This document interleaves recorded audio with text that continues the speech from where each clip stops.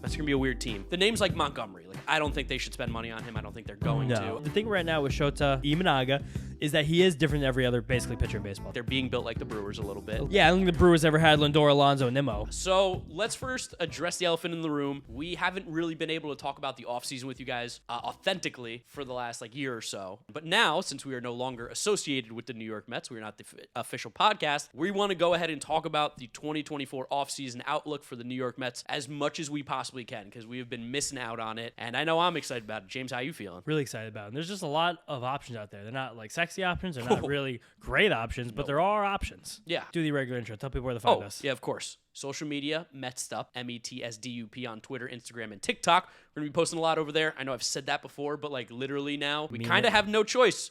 We're not getting paid for this, so we gotta make some money here, James.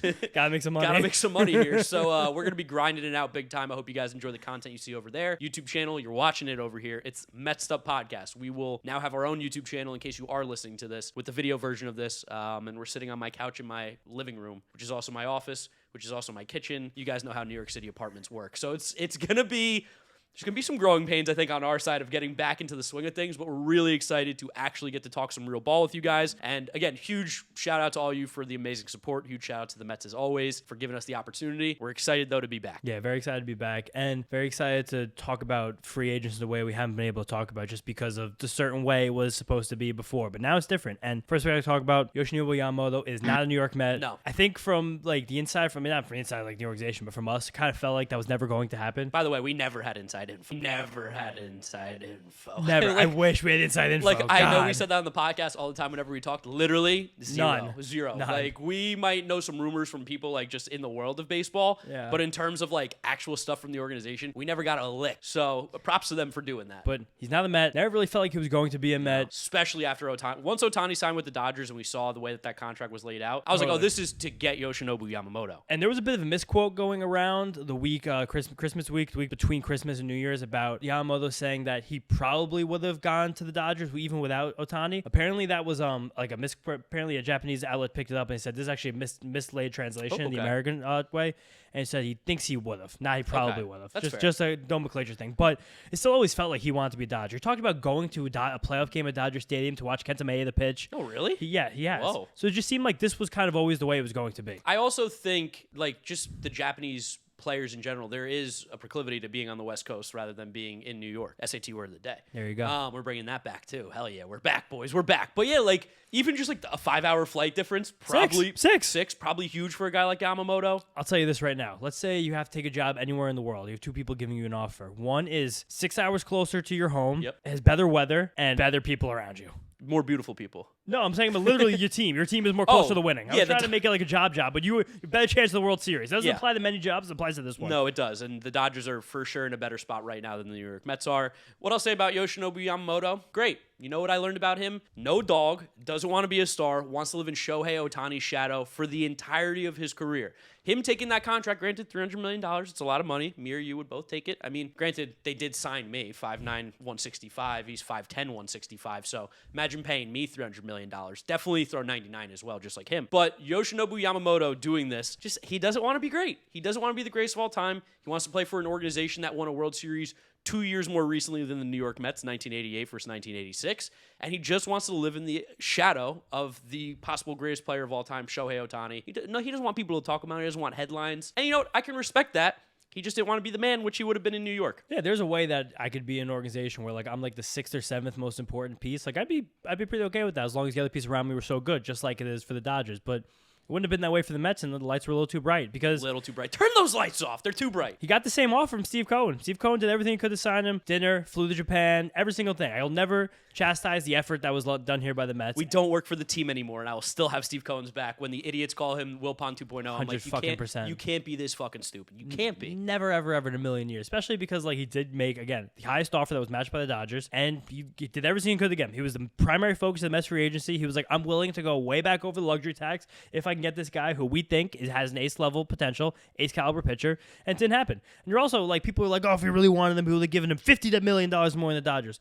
First of all, we don't really know if this was like, they said this is the highest offer. He just took when the Dodgers matched initially. We don't know the inner workings of that, but also it's like, do you really ever want for a pitcher where there's so much hive mind going on right now in modern baseball? Everyone kind of has the exact same ideas about every single player. Like, you're never going to be able to scout a player differently anymore because every team has like the same models that, especially for pitchers. You don't want to ever give someone $50 million more than the next guy because then it's like, what are you thinking? He's also the highest paid pitcher ever. And the guy has never pitched in the majors. I think he's going to be a very good pitcher. Like, I don't have at least doubts for 5 about that. years. But the idea of not only like just giving him the most money ever for a pitcher, but then trying to be like 350, like $70 million more than Garrett Cole gets paid a year, and that's asinine. That'd be insane. And the Mets, while we do need pitching, there is still a correct process that needs to be put in place, and giving him that extra $50 million theoretically could be detrimental to the team down the line. And while the Mets do need pitching, again, we saw that last year. Yes. All the extra money we gave Justin Verlander and Max Scherzer, and how much that's hurting the team right now. We're going to have an episode for you guys coming out tomorrow about kind of where the Mets luxury tax payroll is right now, and just what it means in context of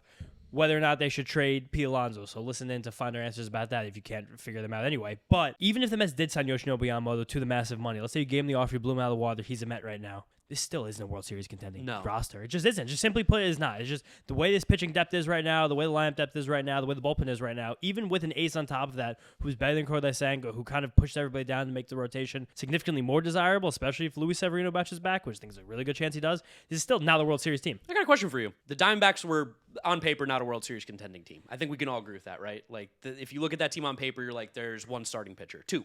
Merrill Kelly, Zach Allen. Always respect Merrill Kelly. So, like, going into the season, they probably were like, yeah, World Series, but it wasn't realistic. It wasn't like an actual thought that they thought could really happen, probably. So would you rather, if you're the Mets, go into the season signing Yoshinobu Yamamoto, spending all that money, knowing you still have to probably spend another $120 million to make that team a World Series contender on paper? Or would you rather go in with a little bit more of a Brewers roster, a team that has the ability to still be a playoff contender, and then you just hope that you hit, snake eyes in the playoffs and make a run? I mean, I always say, like, I don't care about spending the more money and having the better team, because at the end of the day, it's not our money. Yeah. It's like the money, whatever, but I do feel like the way that we've seen successful baseball teams get built, it just doesn't seem like, as we're seeing now from the last 2 years, Mets fans, like, that's not exactly the thing that's sustainable. And I also, if you want to remember this back, last March, I told you the Diamondbacks were a pretty good baseball team. I was like, I told you, I think they're a playoff team. That's kind of the place I feel like in modern baseball, it's not really a bad place to be, where it's like where the Brewers have lived forever. Where the Phillies got to the World Series 2 years ago. I want to be like, I feel like a playoff team right now. Like, I'm going into the season being like, some things can shake right, some things can shake wrong. We're gonna have some young players step up and give some value. I think we could be a playoff team. Could break right, could break wrong. If you're not going to be one of the, like, if you're not going to have one of the powerhouse rosters, which just right now the Mets simply don't, and it's probably not going to be able to happen until we get some of this shit off the books, for lack of a better term. Yeah, for sure they're better with Yamamoto than without. Totally. And we're going to talk about some other rumors happening right now. Someone like Lucas Giolito, who I feel like that's putting a Band-Aid over a stab wound. Hey guys, disclaimer, we recorded this before Lucas Giolito signed with the Red Sox. We don't really talk about him a lot here, but I'll come back and I'll let you know when we talk about him if you want to skip. Yamamoto was like putting a really nice corduroy gauze pad over the stab. Put clothes over it. We're good. We're totally like that really fixed a lot of the problems in one shot. It's like when Tony got shot in The Sopranos. He has the big cut in the middle. Don't tell people. It's old enough. Yeah. They sewed him up. He's great, but he's not fixed. No. He's just better. But I also think that like shows you guys a little bit behind the scenes of the Mets process and why some people are frustrated about where the Mets are right now compared to where 2 weeks ago, because I think they were comfortable giving every resource they had to get Yamamoto because they think he's an ace caliber pitcher. Yep. If you see someone who's that much on top of the market, especially who is that young with that much potential and that much more ceiling, who looks like they're going to be one of the best pitchers in baseball the second they step on the mound because of all the data we have and all of their pitches already, yeah, blow it out of the water and try and get the guy. And we lost to the Dodgers. It's not like we lost to, some random team. Like, this is a powerhouse, perennial contending team every single year. They just signed Shohei Ohtani. Yeah, I like to take shots at them every chance I can because it's just like fun interaction, fun clickbait. But like, it wasn't like all of a sudden the Miami Marlins came in and were like, we got Yoshinobu Yamamoto. Yeah, you were up there in the pen with the big dogs and someone else won. Like, that's okay. It happens. Them. It was a pick. Yeah, it was the same contract. Yeah, pick the Dodgers. So that's fine. Did everything you could. You can't chastise that. It just leaves the Mets in a position where there isn't a ton left on the market, especially in terms of what exactly fits what. I just got a funny thought. If Yoshinobu Yamamoto doesn't pitch like the best pitcher over that 10-year contract, it was a bad contract, right? I guess technically. I mean, he got the most money ever. If he's not top 3 in Cy Young voting next year. No, that's not true. That's not true. Now Mark is back. Mark's really trying to be a little shit. But like, if they win a ring, it's all worth it. Well, yeah, if they win a ring, yeah. But if they win a ring and he does okay, like it's totally fine. Wait, how many years in a row have the Dodgers had the best roster in baseball and won a World Series? Most of them and never. Yeah. Never. I mean, it happens. It's okay. Hard. I mean, also that's another thing about this. The Dodgers are on 7 years of pure embarrassment right now, over and over and over again, literally never stopping. Besides for a fake season where they have a fake championship to show for it. 68 games. Yeah. I think after the 60th game this year, they weren't even leading their own division. They wound up winning it by 20 games? Like that's to show how fake a 60-game season is. Diamondbacks were still ahead of them. The Mets might have been in first place after 60 games. No, they were probably not at the end of May. Probably not. Let's be honest here. But they were probably 3 games out because that Braves series was like the first week of June. That's about the 60-game mark. So go to show how stupid 60-game season really winds up. But the city of LA is based on celebrities, rah Mickey Mouse, and that city got a lot of Mickey Mouse rings. They did get a lot of Disneyland, Disney World. Which Land. one was that? Disneyland, right? In Anaheim, in Shohei's old stomping grounds. But yeah, talking about what the Mets could do this offseason, because that's really the most important conversation now that we know Yamamoto's gone. The 2 big rumors right now are Lucas Giolito and Giovanni Urshela, which is so funny because I said big rumors, and neither of those players are big. Giovanni Urshela for a big rumor. It's just a rumor. Okay, but how many other rumors do we have right now? Not many. I mean, the whole thing is slow this year. It's a bad free agent class. Bad free agent class. There were the top guys are gone. I mean, besides Blake Snell. Yeah, and, Cody Bellinger. But those are weird. 2 guys that everyone's strange. Do I want to be the one? They're scary. To go after these guys who are just so volatile in every aspect of their game? I'll say this. We're going to talk about Giolito first, but I'm almost at the point where, I've almost swung back on Blake Snell now. It feels like his value is getting so far suppressed that it's going to be great. It's this is one of the 21 or 22 pitchers ever that's won 2 Cy Young Awards. Yeah. A history of the game. Whole thing. How much would you pay Blake Snell per year? I don't need a total number. What do you think is worth it for Blake Snell per year? $27 million. Oh, okay. I was going to go 31, 32. I'd probably give him. Yeah. But it's just he also has only thrown 108 innings twice. 130 innings twice. But he won the Cy Young in those both 2 times. years. He's very weird. He's one of the weirdest pitchers in baseball history. Don't think the Mets are going to sign him. I don't think so either. Yeah. But I just had that to say that I think that he is still a premier free agent. I think Bellinger's also still quite good while not being a superstar. But it's where the pendulum almost swung back on those guys. That's taken so much time, and I think their value is still so suppressed. Stupid brain of me has really been convincing myself into Cody Bellinger would be a great fit for the Mets. I don't even want to talk about that. First, I want to talk about Lucas Giolito very quickly. All right, guys. Hey, this is where we're going to talk about Lucas Giolito for a few minutes. Again, we recorded this before he signed with the Red Sox, but hours before, basically less than a day before. Very frustrating, but there's some good analysis here, so you guys can listen to it if you want, but if you don't want to listen to it because it's a player that just simply doesn't have anything to do with the Mets anymore, skip ahead to a little bit after 15, 10, 15, 20, and then we'll get into some other stuff. Sorry, guys. Thanks. That's the one the Mets have been most linked to. That's one a lot of people are talking about. He used to be great. He could get back there. I mean, I don't know if that's really true. Lucas Giolito was really good, 4 years ago now?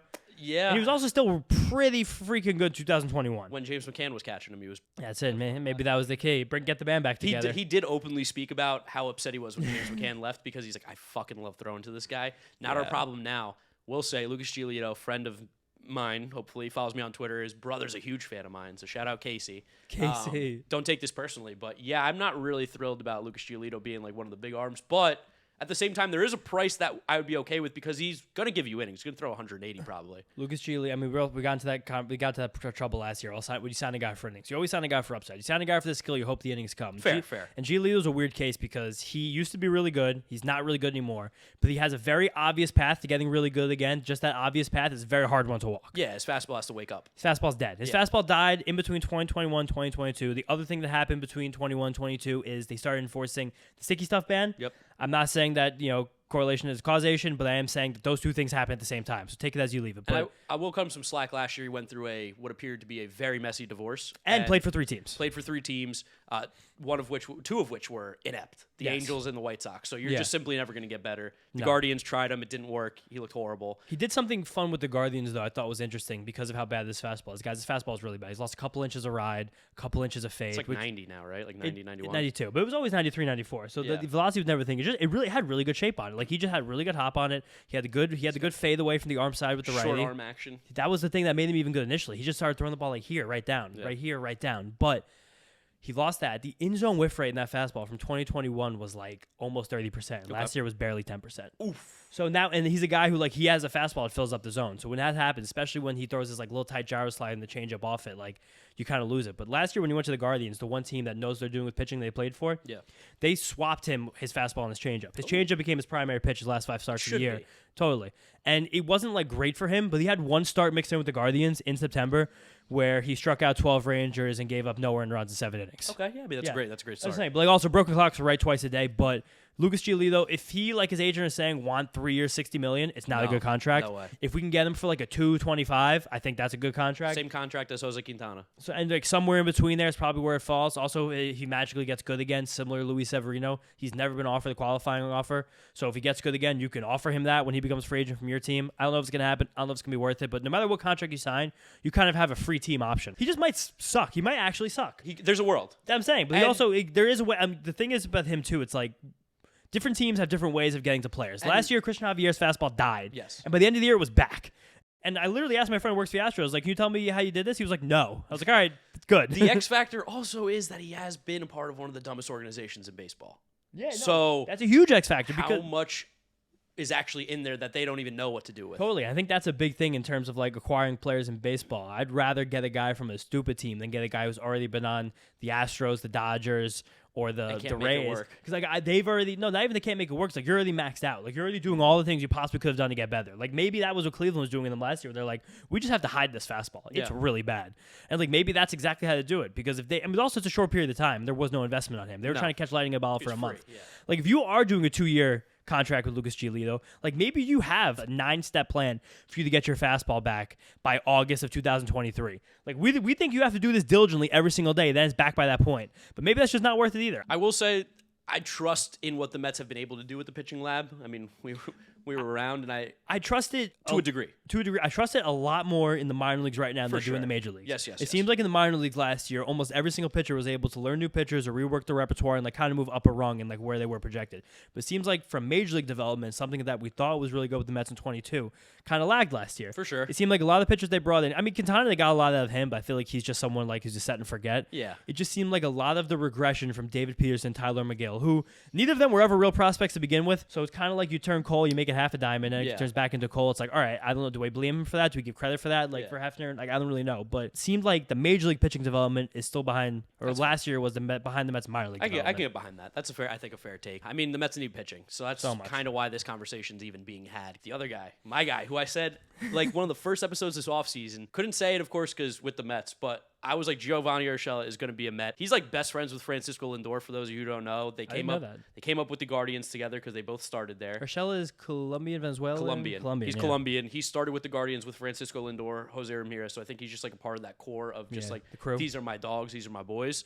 And the reason I said that was because at Giovanni Urshela's birthday, Francisco Lindor was like hugging him, on top of him in every picture. Like the family was there. Like everybody was so involved. So as soon as I saw it, I was like, okay, so we know Francisco Lindor probably has some pull with this team. And for a guy who's going to be free, I mean, $4 million at most, maybe. And he just like can do a lot of things in Mets team. Like he can be a utility infielder. He has a good glove. Like I don't know how much he can really hit anymore. But like worst case, he could play shortstop in a pinch if you needed him to. I think he's probably third base, first base now. A better version of what Eduardo Escobar was last year. 100%. And he probably just better than Luis Guillorme too. And he can play first where Luis Guillorme couldn't. He's better than Joey Wendell, has that role right now. Better than Mark Vientos right now. And he's a really good guy to have as like someone who's not an intimidating platoon for Brett Beatty at third base. He can literally platoon. That's what I mean. It's also like I'm confident for him as defensive replacement, and I'm like he can just play against the tough lefties. He's a professional player. He's played in New York, was successful in New York with the Yankees. Like he was like a 110 OPS plus guy, which would be a godsend for the Mets right now. Everyone also says great things about him. Yeah. As like a clubhouse guy, a locker room 100%. guy, just a guy to have around. I like Giovanni Urshela. And I also think that right now the Mets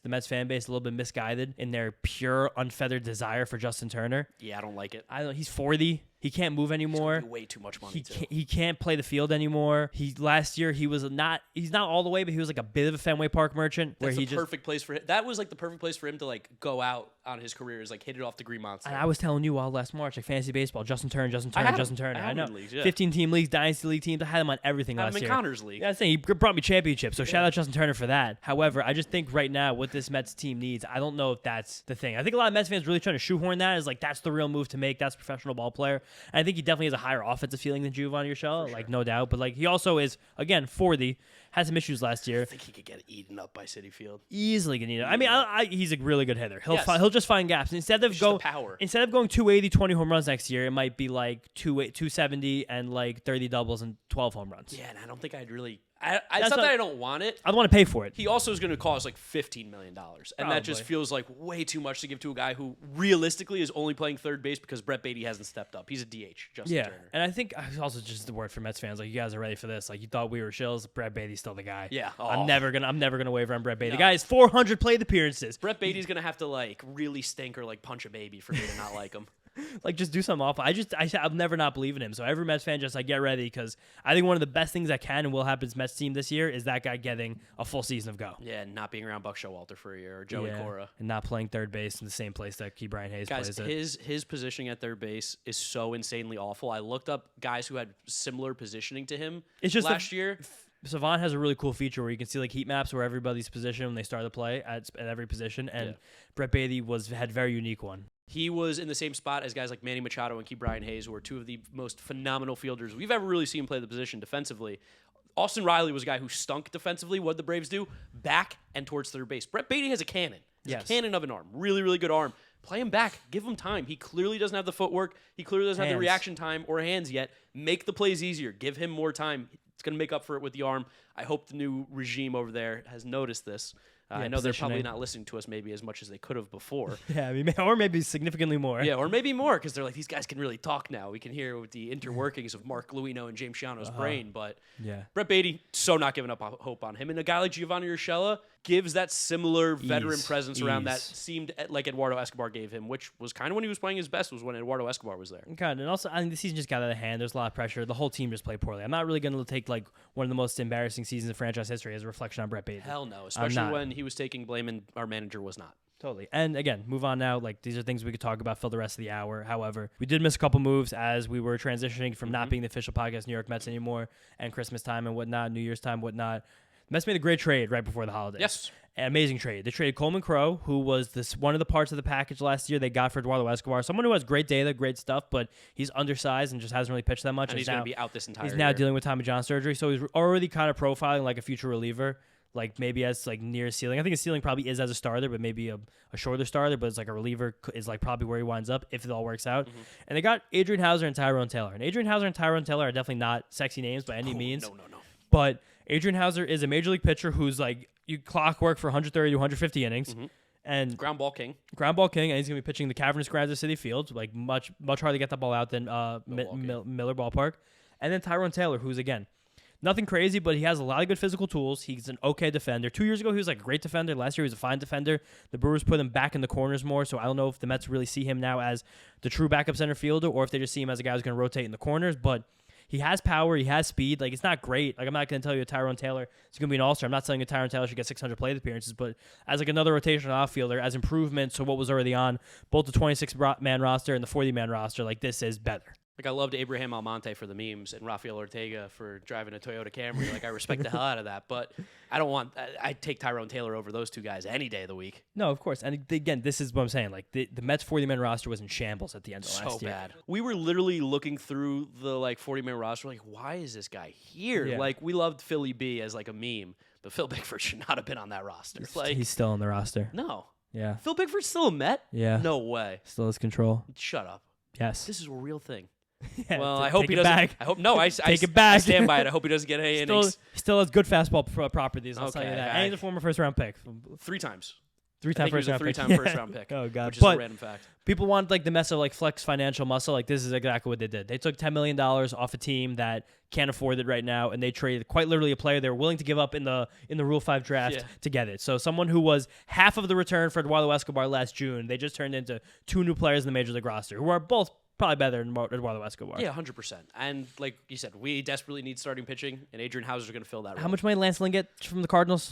Too much. $13 million? Too much money. We're going to pay Hauser like between 4 and 5 in arbitration. Yeah, Jack Flaherty got like $14 million from the Tigers. This is just you're getting cheap innings. Cheap innings are really hard to come by. Where the Mets are in money right now, like cheap innings are great. Like the fact that he's just going to be able to go to the back end rotation, you're not going to have to pay attention to him. He's just going to get some outs, pitch well sometimes, probably not pitch that well other times. A Major League pitcher and a Major League Baseball team is good. That being said, we do need some more starting pitching. So much. Which we have a lot of guys who could be pretty solid 4-5s, like Severino, Adrian Hauser, Jose Quintana. Severino still has the ceiling. I know, but like, no, you're right. Jose Budo. McGill, Peterson. Can I tell you something funny? You go for it. The Steamer projections came out a few weeks ago, and David Peterson is projected to have the lowest ERA in the Mets.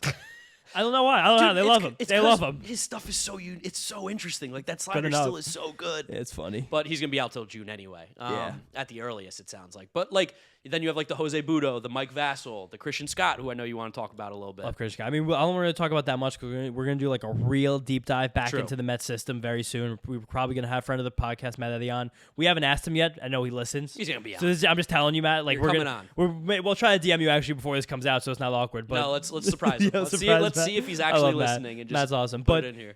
We've talked to Matt about Christian Scott a lot, and the Baseball Prospectus Mets top prospect list came out. And Christian Scott now has a 70 grade fastball. A 70 grade fastball is crazy. For those who don't know, they grade prospects on a 20 to 80 scale.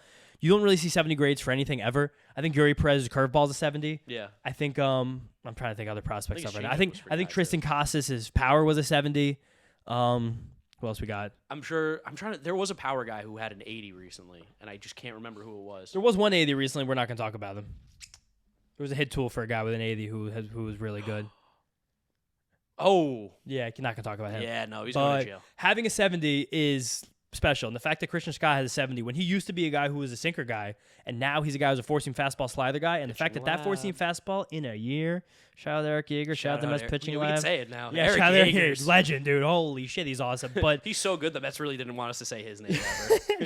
Shut up. We don't want anyone else to know about him either. But the fact that he turned a sinker into a 70-grade fastball basically in one calendar year, that tells me that our pitching lab right now is churning. Totally. And that's another reason why I think there's, maybe just from my end, there's like slightly less urgency for me to like bring in a bunch of these free agent pitchers if it wasn't going to be Yamamoto, because it feels like there's a bit of a pipeline developing sneakily. Sneakily. It's like headlined by Christian Scott and Blake Tidwell. Not saying that I'm not willing to trade pitching prospects. I'm always willing to trade pitching prospects. Get pitching prospects, whatever. Fantasy baseball, real baseball. Get rid of your pitching prospects. Yeah, give me Corbin Burns. Don't matter. Yeah. He's only going to sign for when he's not signing the extension because he's smiting the Brewers. I respect that. Respected so much. However, I think that leaves less urgency for the Mets to add these guys. I think Christian Scott's going to be on this team mid-year. Yeah. I started looking at their fantasy baseball. Mike Vassell was knocking on the door too last year. Like totally, a guy that less ceiling for sure. Less ceiling, but still a pitcher. Still a good pitcher. So, and like Budo looked great. But like the names like Montgomery, like I don't think they should spend money on him. I don't think they're going to. I think the Mets, you guys are going to probably hate to hear this, aren't really going to spend much money. I don't know if we see a multi-year deal given out the rest of the offseason by the Mets. I don't know either. I don't think they should. I honestly, I kind of agree with you. Unless it's Jorge Soler. That's kind of the only one. I guess we'll get to bats in a little bit. We're moving on. But like Montgomery, if he actually wants $25 million a year, he can get it from someone else. He has to strike people out. I'm not signing up for $20 million to strike people out. It's insane. What is it, 2008? This is absolutely not going to happen. Like they're not signing Blake Snell. Blake Snell probably not. Even though I do think Blake Snell is really good, but I'm concerned with durability. And if there's anything I don't want to be concerned about for a 6-year contract, it's durability. And then you're looking at guys like Mike Clevenger. No, your boy, Shota. My take I'm going to have, I've gone back and forth with this guy. The more and more I think about it, like all the concerns we had with Kodai last year, and they're fair. Like I think they were totally fair of there's going to be ups and downs. There ended up being way more ups and downs. And I think it was just one down, then all the way up. I think our opinion of Kodai has changed a bit going into next season, that he's a legitimate, very good pitcher, top 30 in the league. But like as it was then, as it is now, the only thing I'm concerned with is durability with him. But I'm worried with Shota that it's going to be the opposite, where like all the highs that Kodai had are going to be all lows for him. And like it's not that he can't be a good pitcher, I think, for his major league career, because I think that'd be insane. Like there's still some good stuff there for sure. But I'm just super worried that the fact that we don't see a pitcher like this at all in Major League Baseball is just like a sign to me of like, warning, here's why this doesn't exist, because it's not good. I do think, push back that a little bit, there is one pitcher that's kind of similar to him, someone I think I probably like more than you, is Nestor Cortez. Yeah, you do like him more than me. And also, he actually does have someone else, one of my favorites, Alex Vesia. They have the same like fastball. But Vesia's a reliever. Yes, exactly. That's why it's different. But Vesia also, the thing right now with Shota... Imanaga. Yeah, terrible. You can't. Don't say it. It's such a fiasco. Don't say it. Imanaga is that he is different than every other basically pitcher in baseball. There's not many lefties that have the same kind of rising action, like really just cutting not cutting because not color, but like have the same kind of like really good hoppy IVB fastball that Shota Imanaga has. It's just the secondaries. Like a lefty sweeper. Lefty sweeper's bad. But the thing about him is that he also has a splitter that seems fine. Okay. And if you, remembering back to the WBC last year, that fastball was putting the USA hitters in fits, lefties and righties. For sure. Kyle Schwarber had like a double take one time. He swung through a fastball. He was like, oh my God. Because lefties just don't have fastballs with 20 inches in for a vertical break. It doesn't happen. It never happens. Vesia is like the only one that does. Cortez a little bit less. Like that is so rare. It doesn't exist on planet Earth, especially because Shota doesn't even throw it very hard. Like 93, 94? 92, 93. Okay, he averaged 92 on. He got to 93, 94, 95 a little bit in WBC, but he's pitching in more brief increments. Which maybe in a brief increment I might like him a little bit more, like in that like 4-inning role. But he's going to be a starter right I now. know, and that's... But the thing is, that one thing, all right, also just like to be anecdotal, in that WBC game, he was pitching really well, and he threw a lefty-righty sweeper to Trey Turner, went to the stands. Yeah.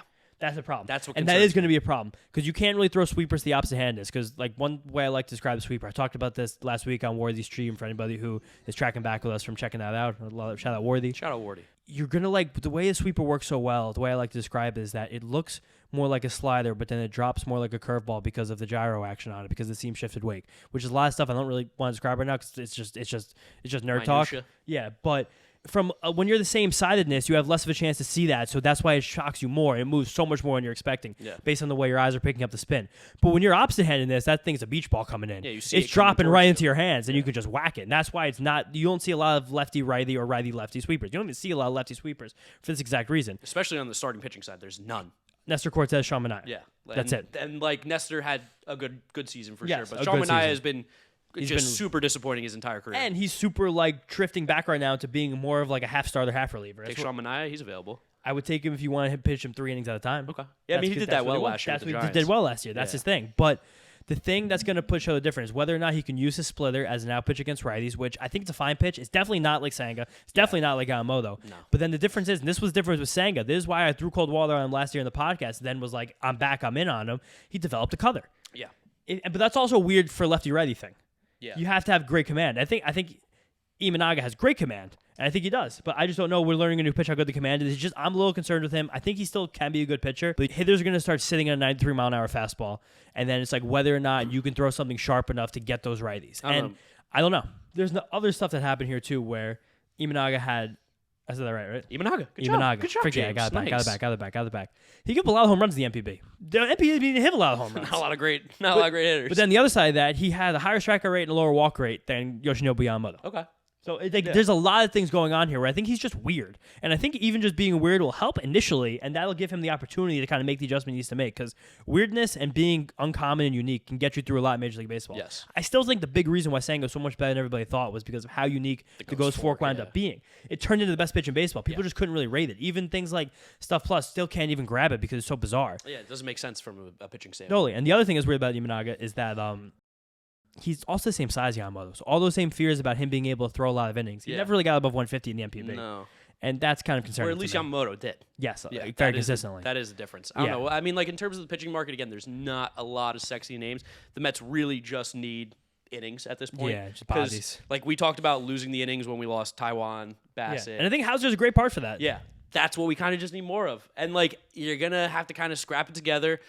We joked about this on like off the air, but like they're being built like the Brewers a little bit. We're gonna free agent wise. I think the roster's got way more better players. Than the Brewers ever had Lindor, Alonso, Nimmo. Yeah, or Francisco Alvarez. That's what I'm saying. Like $320, $30 million bats. But like the idea of like what was it? 2018 they made that NLCS run. Yeah, I think we're gonna do a fun bit where like we like find Mets fans random places and ask them to name pitchers from the 2018 NLCS Brewers team because it's like Jolice Chacin, Wade Miley. Like there's just an old Giovanni Gallo though. I think maybe I don't know if he was on there, but like gone by then, actually. what was the other one? Javi Guerra, Junior Guerra was like one of them. Like I think one of the suitors maybe. Yeah, one of the suitors. Like they just had it's patchwork. Such a weird rotation and they made it work.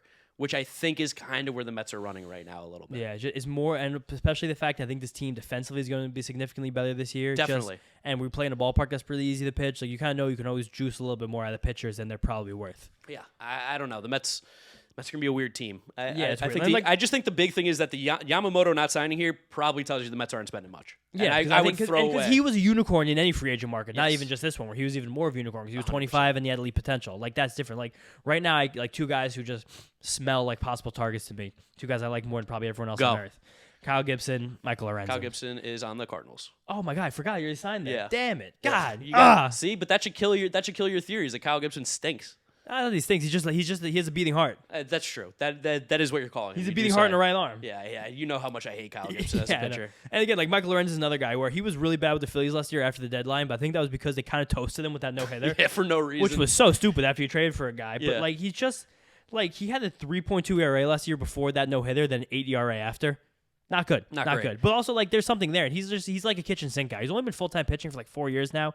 He mixed, I think, 6 pitches. I have the notes right here. Former two-way guy. Yeah, former two-way guy. He can still run. He can still throw a little bit. He's like, a freak athlete. Yeah, he's a freak athlete. And, like, he probably was just lucky in the second half. Like, a 3.2 ERA is definitely not real. But maybe he's just a league average guy who still has some ceiling as someone who could just pitch a little bit because he hasn't been pitching that long. Yeah. And he throws a lot of pitches. Just move it around, back of the rotation, get some innings, have some fun.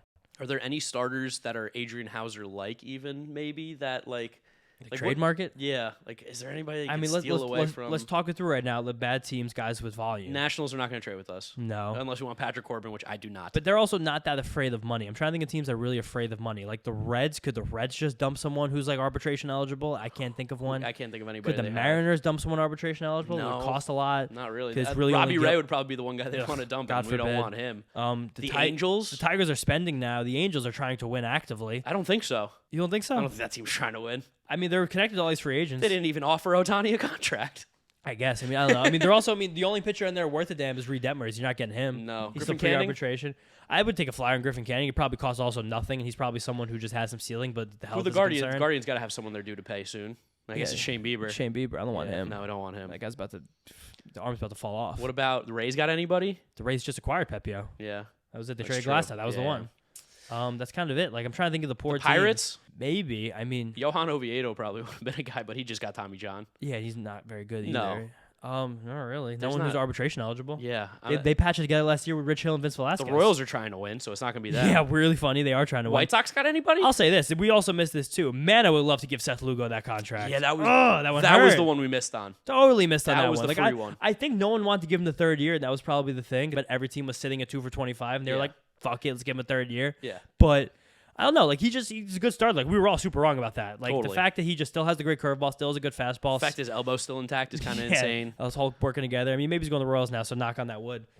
Oh, I got a Paul Blackburn. Yeah, sure. You take Paul Blackburn? The Orioles took Cole Irvin. Same thing. Yeah, true. Yeah, give me Paul Blackburn. Okay, Paul 100% give me Paul Blackburn. He's got to be available. Oh, I'd love to have 3 beers during a Paul Blackburn start. Oh, my God. That sounds amazing. You're back on beer now. Half back on beer. I don't know. I went to Europe. I had a lot of beer. Like, the fact that their gluten is different made me just mad more than anything. Yeah, a lot of things have changed for us since since we last talked to you guys. Since we last talked to you guys when we were associated with the Mets. Yeah, that was different. But, yeah, I want, like, if Paul Blackburn ever throws a quality start, I guarantee I'm finishing 3 beers. I like that. All right, cool. 100%. Write that down. And then in terms of relievers, which the Mets are definitely putting together a patchwork bullpen. Which we still like. And there was one reliever signing that we missed. Not going to talk for more than 20 seconds about it, but Chad Smith. Who the fuck is Chad Smith? This kind of comes from the philosophy that we were talking about before. Is like, I want to get guys that came from the worst teams in baseball and make them better.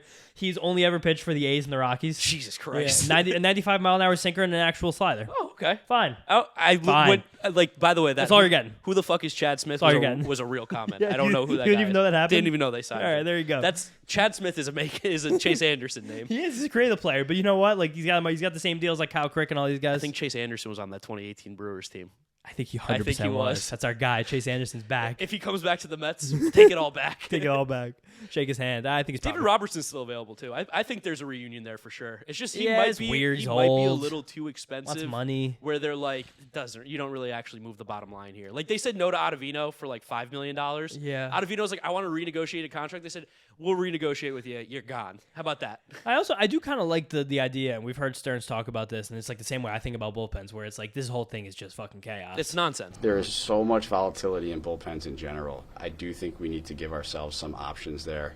We will fill out a quality bullpen by the time we get to opening day, and it's probably going to take a lot of different types of transactions that get us there. And bullpens often change over the course of the season as well. So the group that we're going to rely on opening day probably is not the group that we're relying on July 1st, and almost certainly will not be the group that we're relying on August 1st. So these groups tend to change. Like, the bullpens are total nonsense. Like, and we already have the best closer in baseball. I think Stearns is like, oh, well, our bullpen budget's going to be $30 million. They're like, we pay Adrian Diaz $20, and they're like, all right, there you go. He's like, there it is. Dude, you just answered my question. Like, they pulled Abner Uribe out of their ass last year. Yeah, Jake Cousins a few years ago. Kirk Cousins' cousin. Which is a sentence. Yeah, Kirk Cousins' cousin. Yeah. The one guy who I would pay, there's 2 guys in the free agent market right now I probably would actually pay real money to, who would cost real money. The first one's Ryan Stanek. Ooh. Is that how you thought I was going? No. Really? Ryan Stanek comes from the Astros, and 2 years ago his ERA was in the 1s. Last year's ERA was in the 4s. You put those two together, divide in two, it's a 2.5. It's pretty elite. Yeah, it's pretty good right there. I think that he might lose some money because of that ERA in the 4s last year, but he throws a sick fastball. It's like 98 miles an hour with great shape. He also has a real splitter and a real slider. The splitter and slider kind of work off each other because it's a gyro slider, so the fastball goes up, the slider goes down some, the splitter goes down a lot. It's a good mix. Or maybe I have the splitter and slider mixed up. Computer's over there. Let me guess the other one. Who? Robert Stevenson. No. Whoa. Shintaro. Oh, you do love Shintaro. I just want 100 miles an hour. Just give me 100 miles an hour. I want it to happen. Diaz is going to be back, so we're going to get it with him. I want more. Yeah, you want more 100. One's not enough. Yeah, Shintaro does throw hard. I don't know. I love Robert Stevenson. I love Robert Stevenson too, but I feel like he's going to be too expensive. But that's the moment of relievers, the exact time I don't want to pay them. When he's at his best. Like Matt Moore's in the same boat right now. Where like he was just good. I don't want to pay a reliever who's just good. Yeah. I think he's good though. He's a fine Maybe. reliever. He's a fine reliever. I'm not Yeah. gonna take away anything from Matt Moore, but it's also just like I don't want to pay for a good reliever. I want to make the bad reliever good. You want Brent Suter. I want more Jorge Lopez. Yeah, Jorge Lopez was a fun one, especially because when you told me when he went back to the Orioles at the end of the year, he was just back. Just sinkers and curveballs again. He was awesome those last like 10 outings. Brent Suter, I think, will be a Met. That's your call? He's so connected like to Stearns with the Brewers. He's also an Ivy League guy, went to Harvard. Like he's just that kind of cerebral guy who's like be kind of funny. Is Stearns Harvard? Princeton, Dartmouth, Okay, Yale. he's one of those smart guys. I know he's in the Ivy League. I don't remember which one. Yeah. Harvard. Brent Suter, really nice guy. I interviewed him back in 2019 spring training. He's a lefty as well. Lefty as well, throws about 84. We could use a second lefty. Which is not a joke. I think he does throw like 84 miles an hour. Great. But he is so crafty. He's a crafty Super dude. crafty. He's someone where you watch, it's almost like watching Tyler Rogers? Tyler, the submarine guy, where you're like, Tyler. This isn't impressive, but nobody hits him. Tyler Rogers does the coolest thing where his fastball and slider are swapped. Yeah. The slider's the riser, the fastball's the sinker. It's so cool. I mean, bottom line, Mets need a lot of help on the pitching side. No, yeah, totally. And none of them are going to be sexy. Yeah, one guy going around right now named Yariel Rodriguez. One, apparently he wants to be a starter. I don't think he's anywhere close to being good enough to be a starter. And two, his fastball's like not great. The slider's amazing, so I don't really know if that'd be worth the money. One guy I really like coming over from Korea, Woo-Suk Go. Ooh, you did tell me about him. He got 4 pitches. Fastball he can get mid to upper 90s. I got the notes right here. Read your Woo-Suk Go. Mid to high 90s. He got a hard slider cutter that comes in 88 to 90, and he has a solid curveball that has more bite than loop on it. So that's another thing where he has like 3 pitches that kind of move like same but just slightly different than each other. Instead of being like the banana stuff, he has like a totem pole. You know where my brain one just goes up, went one with goes his down, name? one goes down. What? Is just Mets fans. If he has a bad start, they're just gonna run with it instead of like Woo-Suk Go, you suck, go, get out of here. Don't want you. Go. Oh god, it's awful. But and past that, like, will the relievers really out there? Like Jake Diekman, I think we've been clamming for him for years. My Crohn's brother. He's disgusting. I think he's like 37 now, but like amazing fastball slider from a lefty. Throws gas from the left side. Don't see it. Yeah. 100% would get him on. I'd love to get him on the podcast. Yeah. I love Jake Diekman. Have for a long time. Then Souther, I think. And also, like, it's a gross name, but Ryan Brazier last year. Is it Brazier? Brazier. Oh, don't say it. Last year, once he went from the Red Sox to the Dodgers, was, like, completely fucking unhittable. I can't watch He was him. still throwing 96, 97, slider, cutter. Fastball was great. Like, I think he's good. Can't watch him tilt that head and give up a home run. It's like, I'm just... Listen, I'll trust you. You're the pitching whisperer guy, but Yeah. I feel like this head's like this from the whiplash of him turning and looking at balls getting nuked over the monster for like 4 years. I don't know. Worst case scenario, just bring Jerry's Familia back.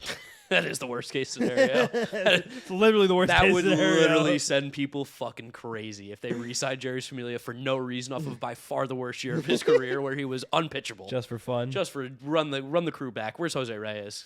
And then, like, otherwise, I don't know. Like, maybe the Mets actually can develop pitchers now, so maybe, like, some of these guys just turn into good relievers. We don't know. BMDO. Yeah, BMDO maybe he's back. Maybe a minor league we've never heard of just comes up next year as a good reliever. Be sick. I mean, I still really like Josh Walker. Like, I think he's got great I stuff. think Josh Walker does have real I stuff. think he has really good stuff. In terms of righties, was there anybody who impressed toward the end of the year? Not really, right? They were kind of all throwing 92. Yeah, just messing around out there. Yeah. And then on the hitting side, I know we said we're going to briefly talk about it. Talked about Urshela. The only other guy I think we really want to talk about is probably Jorge Soler. Yeah, who so good. would be so awesome on this team, but realistically, I just can't Doesn't imagine. smell like it. I can't imagine the Mets in a season where there's possible talks about trading Pete Alonso are going to pay a guy who DHs like $20 million a year. Yeah, we know how much that Stearns values defense. He's someone who, if he's that bad at defense, you probably don't play him in the outfield that much.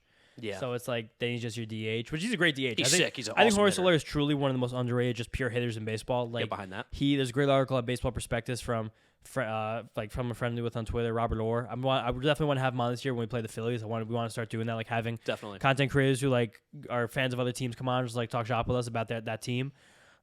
He mentioned the new metric on Baseball Prospectus. The article was free last week, and so but you guys missed that now because now it's next week.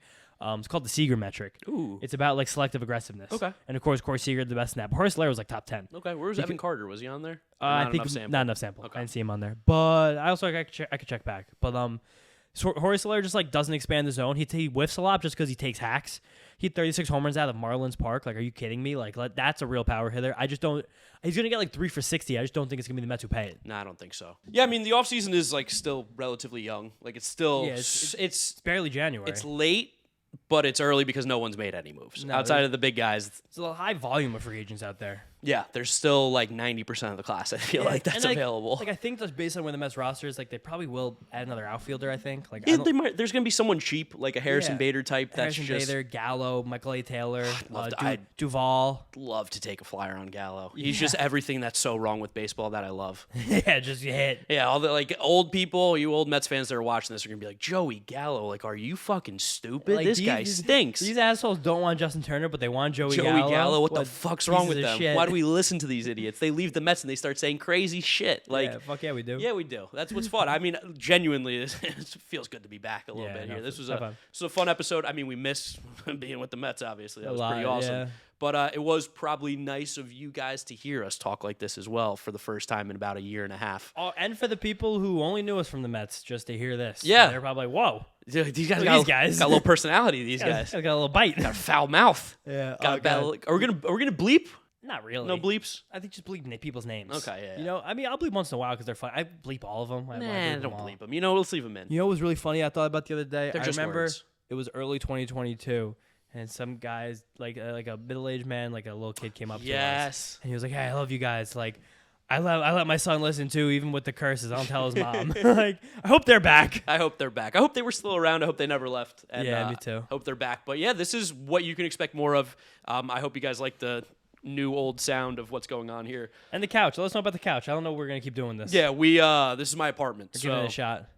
Gave it a shot because I don't really have 2 chairs for us to sit like at my desk, and it's just like, not the same height. Yeah, it's an awkward distance. Like everything's just a little bit weird. And we still want to do these episodes in person because we think we are just significantly better in person than on Zoom. And I got time. And James got time. James got all the time in the world, and you know what? I do too. I got lots of time. That's it. It's baseball offseason's slow, so there's not much, and the rankings are done. So I'm good. But I think this is a good place to wrap it up here for us. Yeah, I'm good. The first baseball episode back after leaving the New York Mets. Thank you guys so much for listening and watching. Make sure you follow us on all our social media at Mets'd on Twitter, Instagram, and TikTok. Subscribe to the YouTube channel. Again, if you're listening to us, Mets'd. And I guess a little disclaimer, if there's no audio version out, remember, on YouTube, every single episode will always be here. We're currently trying to figure out how to get our podcast feed back from MLB and the New York Mets. It's not like a problem by any means. It's just things happen. Like, it's New Year's. Like, people are not working. And we understand. Yeah, we understand people's time, and we're not going to hunt them down. Be like, give it back right now. Like, we also, I don't know how to do it. I don't know how to do it either. We don't know how to do a lot of things, but we know how to do this. So, subscribe to the YouTube channel so you don't miss anything that's coming at you. We'll always be here. Follow James on Twitter at James_Shiano. And me at Giraffe Nick Mark with a C. Thank you guys for listening and watching, and we'll catch you all tomorrow to talk about if Pete Alonso should be traded. Peace out. Peace out. See you guys tomorrow.